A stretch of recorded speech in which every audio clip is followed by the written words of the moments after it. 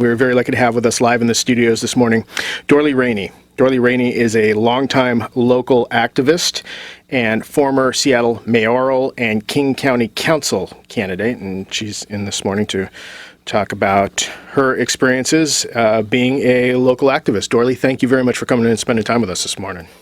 Thank you very much for asking me. It's a true privilege to be here. So start out and give us some of your history. When did you first come to the U.S.? I came in March of 1956.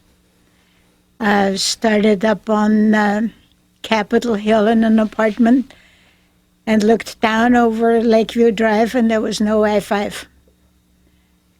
The changes since then have been stunning, to say the least.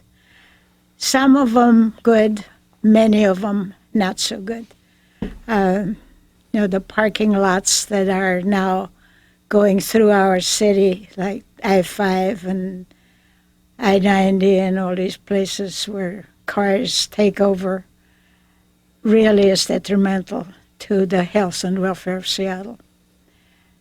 I came here after I worked for the U.S. Army for 10 years as a technical translator in Europe. And before I came, everybody said, well, you're going to go to the land of the big PX.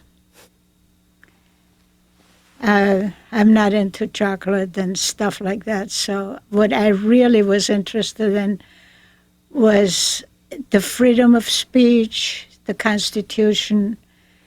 I came from Austria, where it's a great country, but it's a very bureaucratic country, and I used to really argue and fight against that when I was growing up.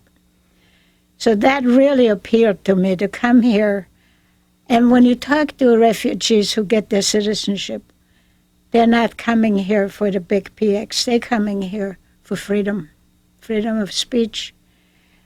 And I think that was probably the very first disappointment that I had when I came here. The freedom of speech is a concept. It's not always practiced in this country. So I got involved with several groups. I got involved with the groups that started getting rid of the blue laws. Because I come from a country, excuse me, where we don't have things like blue laws. For those that don't know, what are blue laws? The blue laws wouldn't let you buy beer on Sunday. They wouldn't let women sit at the bar. Just picky leftovers from the Prohibition era. It's the same kind of laws that we have now, that the city council keeps piling new laws onto us with no intention of enforcing them. If they enforced all the laws on the book now, we would have to hire 100,000 police officers. We have no trespassing, we have no smoking here and there and everywhere. We have no jaywalking.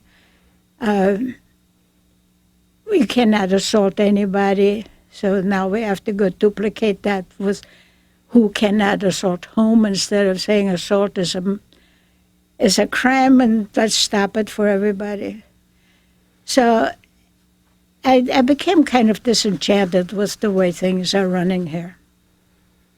And that's what got me involved in politics. And when you say I ran for county council, that was way back when. That was in the 70s, after I was elected on the school board in Issaquah. So I really don't even want to talk about that, even though I only lost by a little over 400 votes in the primary. And I've stuck with politics, but I kind of try to stay in the background. I like to support candidates. That's why I don't belong to any group that has 401k, 501k, or any of these tax-exempt The 501c3 status? Yeah, those tax-exempt status is a killing of political freedom. And the reason I say that is the government could collect a lot of money from people who don't, from the donors to Sierra Club and ACLU and all these groups that are tax exempt. If they pay taxes on it, the government would collect quite a bit of taxes. So one wonders, why would the government give up that tax money to grant tax exemption? And the only real reason is to keep those groups from finding and promoting candidates. So if all these groups, Nature Conservancy, all the animal rights groups, all the women's groups, the League of Women Voters, got together and say, we will get out of being tax exempt, and started finding candidates, working for them and running those candidates, we wouldn't have people who can spend $70 million of their own money to defeat our country, which is what they're trying to do.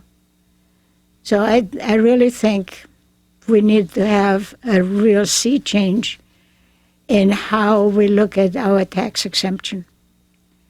It muzzles political action. So that's the kind of work I like to be involved in.